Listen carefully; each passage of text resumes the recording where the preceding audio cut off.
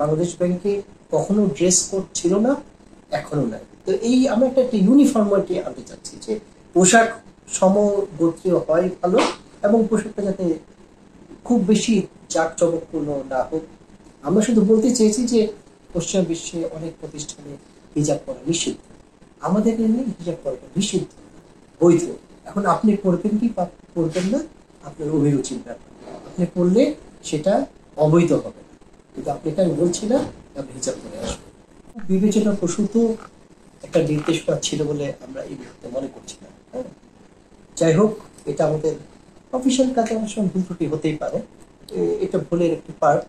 এবং আমরা রিয়েলাইজ করেছি যে এই ধরনের নির্দেশনা এই মুহূর্তে দেওয়া দরকার ছিল না, কারণ আমাদের ব্যাংকে পোশাকের অশালীন বা অশোভন পোশাক পরে কোনো পুরুষ বা নারী কলিগ অফিসে এসেছে, এটা আসলে আমাদের ওরকম দৃষ্টিগোচর কখনো হয়নি। তো তার সে থেকেই মনে হচ্ছে যে এই ধরনের নির্দেশনা দেওয়াটা সঠিক সিদ্ধান্ত ছিল না। যাই হোক, স্বল্পতম সময়ের ব্যবধানেই এটা আমরা রিয়েলাইজ করতে পেরেছি, এবং এই ভুলটা ত্বরিত আমরা সংশোধন করে ফেলেছি। এই বাংলাদেশ ব্যাংকে কখনো ড্রেস কোড ছিল না, এখনো নাই। মিডিয়ার সাথে এই কথাটি আমরা শেয়ার করি।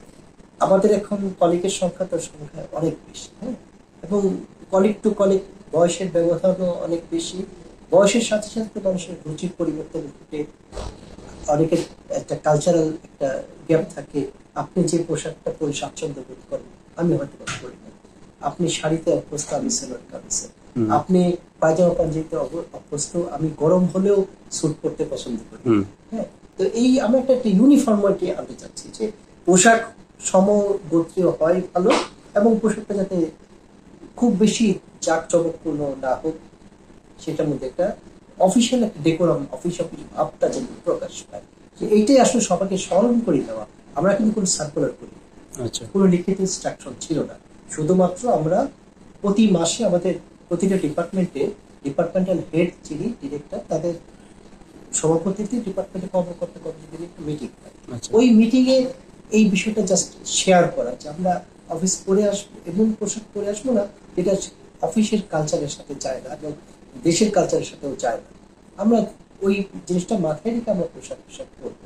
আবার হিজাবের একটা কথা বলা হয়েছে, আমরা কিন্তু হিজাব করাটা বাধ্যতামূলক করিনি।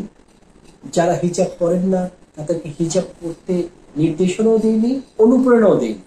হিজাব করবে কি করবে না প্রত্যেকের একান্ত ব্যক্তিগত বিষয়। আমরা শুধু বলতে চেয়েছি যে আমরা দেখেছি যে পশ্চিমা বিশ্বে অনেক প্রতিষ্ঠানে হিজাব পরা নিষিদ্ধ, আমাদের এমনি হিজাব পরাটা নিষিদ্ধ, বৈধ। এখন আপনি পড়বেন কি পড়বেন না, আপনার অভিরুচির ব্যাপার। আপনি পড়লে সেটা অবৈধ হবে না, কিন্তু আপনাকে আমি বলছি না আপনি হিজাব করে আসবেন।